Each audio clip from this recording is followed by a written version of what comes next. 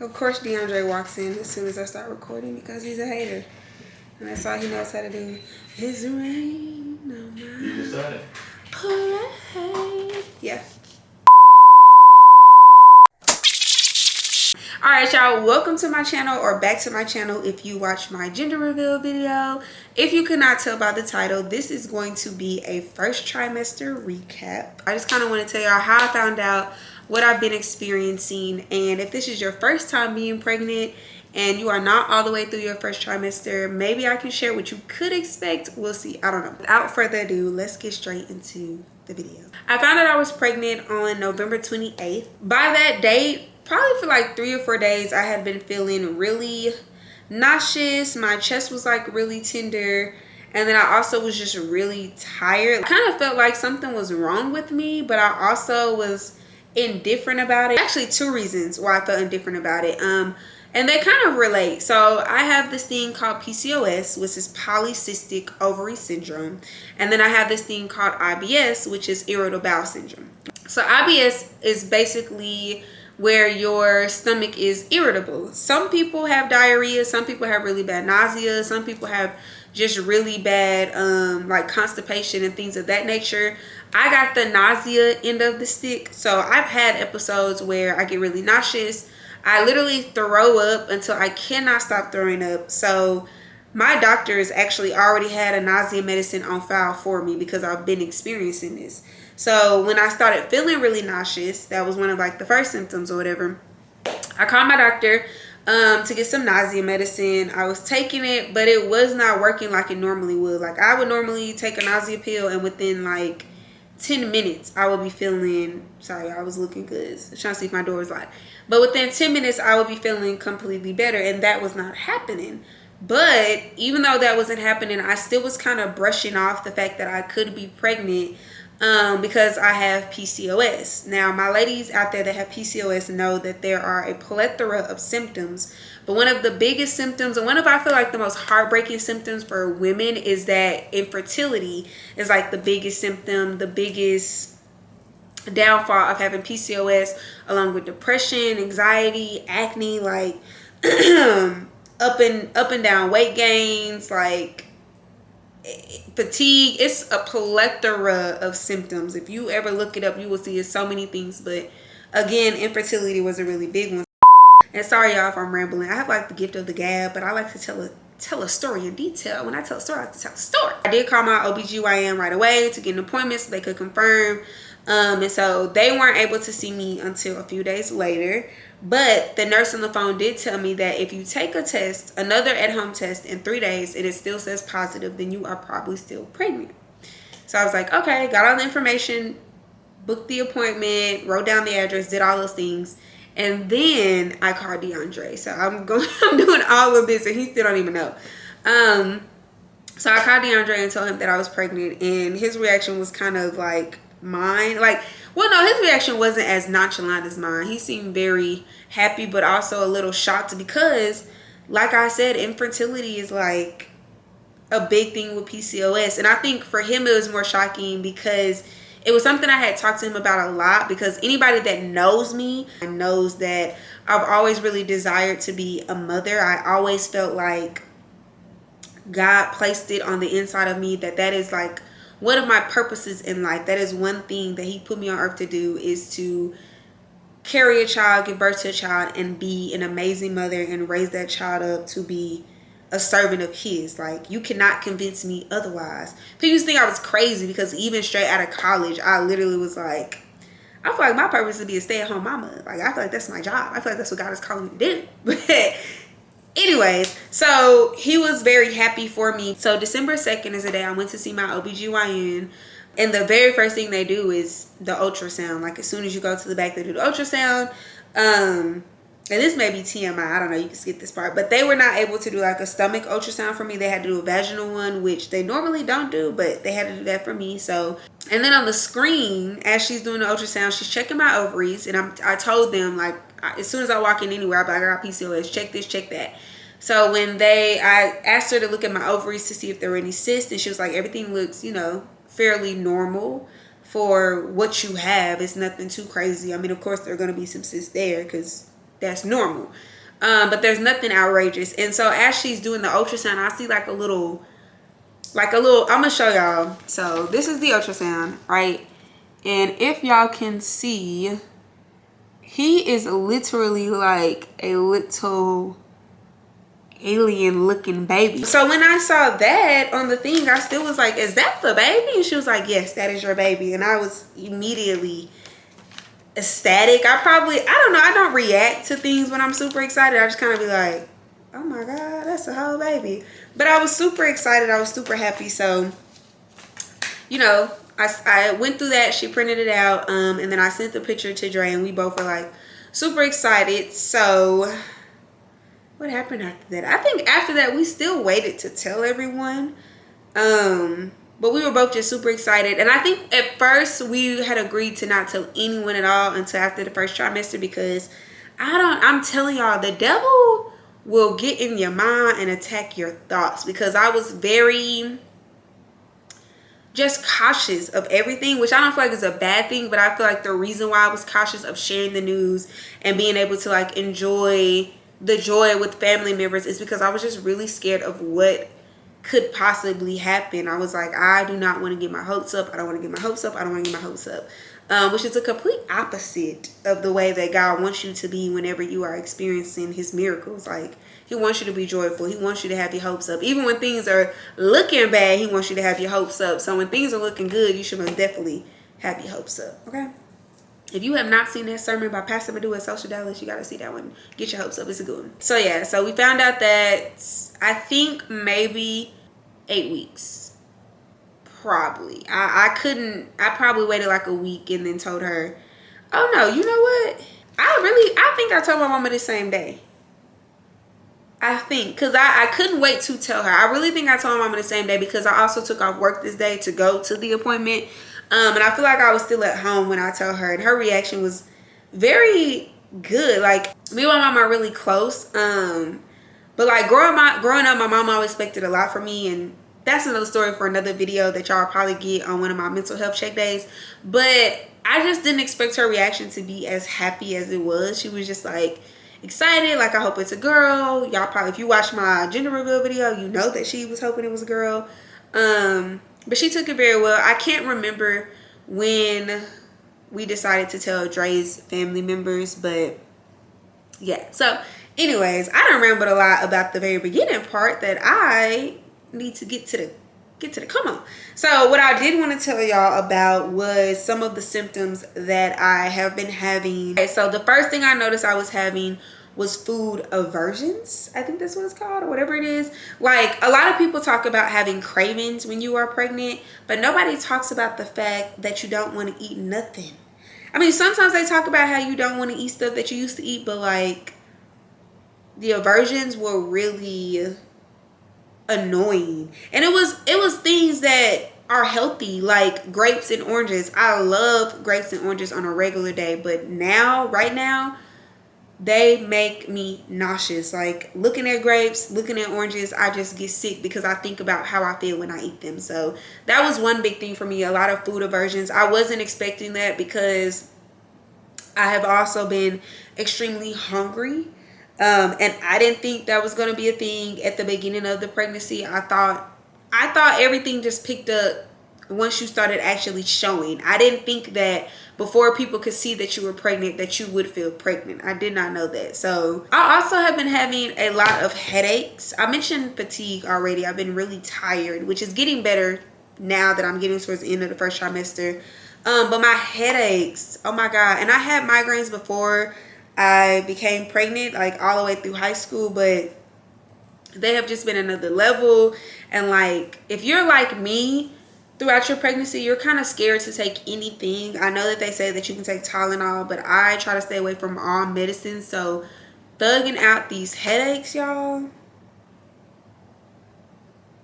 Thugging out these headaches. We just gonna move past that, because that's all I can say is you gotta thug it out. Also, back pain. y'all, if I were to stand up, which I'm not gonna do today, I'm gonna show y'all my baby bump in another video, but if I were to stand up, like, unless you are really looking or you are in my business, you cannot tell that I am pregnant. So the fact that my back feels like it's going to fall off every other day is absurd to me. It's insane. It's absurd. It doesn't make any sense. Like, but it's something that I've been experiencing. So if you have also experienced this in your first trimester, leave a comment down below and let me know if I'm tripping, because it's like, and it's really at the lower back. And honestly, now that I'm saying it, I don't think it's my back. Because sometimes I do ask Dre to like kind of help me out and give me a massage, and he's like, this is not even your back, it's really your hips. And I do have a best friend whose little sister, I have both of my best friends' little sisters are pregnant. But Jayla tells me all the time that like her little sister's like a month before me, so everything I experienced, she just went through.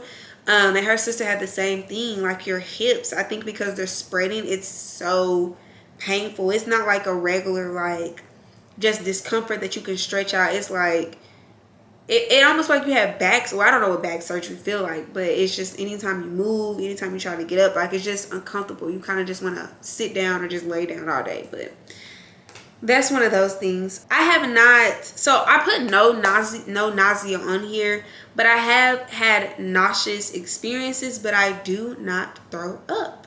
And I consider that to be a blessing from God, because my best friend Renee, when she was pregnant, like she was so sick all the time. Like she will, if she ever come on my channel and she feel like sharing her experience, I know that she was throwing up a lot. And that is so crazy because I don't throw up at all. And I know a lot of women that do. Again, my best friend Jayla's little sister, I know that she throws up a lot too. So I thought that was kind of crazy, but I am extremely grateful that like when I do feel nauseous, I don't throw up anything. But I don't know, I just think that's kind of crazy. You know, it's two different extremes, because I don't think Jay's little sister throws up as bad as Renee did, but she would tell you, like when she used to tell me how sick she would be, I used to be like, dang friend, I do not know how, like some women in their pregnancies, it really be showing you like this is why women had to do it. Because I don't think that men could go through what women go through throughout this pregnancy and survive, because they can barely.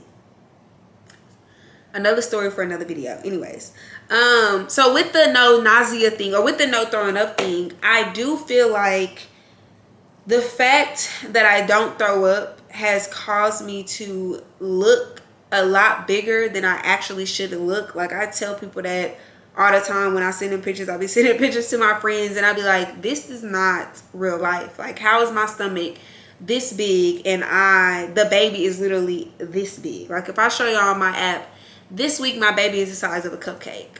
But the way my stomach looks, you would think my baby is the size of a watermelon. Like a small watermelon. It's crazy. But my best friend did also tell me that bloating is a part of it. So I think it's a combination of the two, because I have been extremely hungry. So I've been eating more, and one of my big cravings is peanut butter and jelly sandwiches. So, you know, bread is gonna sit on you. But I think it's that on top, because I haven't been eating unhealthy. I've never been a super unhealthy eater, but it's eating a lot more food than normal, a lot more snacks, and then also being super bloated. I feel like super big all the time. So that's just one thing. And that's another reason why I said I'm not going to show my bump in this video, because I feel like it wouldn't be an accurate 13-week bump, because I feel like a lot of what I have is just a lot of bloating. So I want to get like a real accurate bump of what it would look like. And from what I've been seeing, like I said, everybody's body is different, but I have seen a lot of people say that the bloating goes down within the second trimester, and then you can really see an accurate bump. So that's what I'm waiting on. Oh, and then two more things. So round ligament pains, I had to look this up because, again, my nerves were on 10. I was like, Lord, what is going on? I'm feeling a lot of cramping down here. Please tell me my baby is okay. So I look up a lot, and they tell you not to Google anything, but for me, I will Google, like, I don't just get on Google and read the first article and see miscarriage and then lose my mind. I keep reading. Like, I keep reading until I almost find something that makes me feel like the opposite. So I looked up round ligament pains, and it's basically a good thing, but it's when like your uterus starts stretching, and then the ligaments right there are kind of stretching as well, like almost past their limit, and so you experience like a lot of cramping. It's kind of painful. Like I would sneeze and feel pain like right around my uterus, or I would just maybe get up too quick or turn over too quick and experience that pain. So That's another thing to be on the lookout for. If you are, you know, in your pregnancy or you're wanting to have a child and that starts to pop up, as long as it's not an excruciating pain, according to Google, and also my pregnancy book, it talks about it too. It's not something to worry about, but it is uncomfortable, and it is a little, it does make you a little worrisome, but yeah. Oh, and using the restroom throughout the entire night, I think contributes to my exhaustion. Like, I have to go to the restroom probably every hour.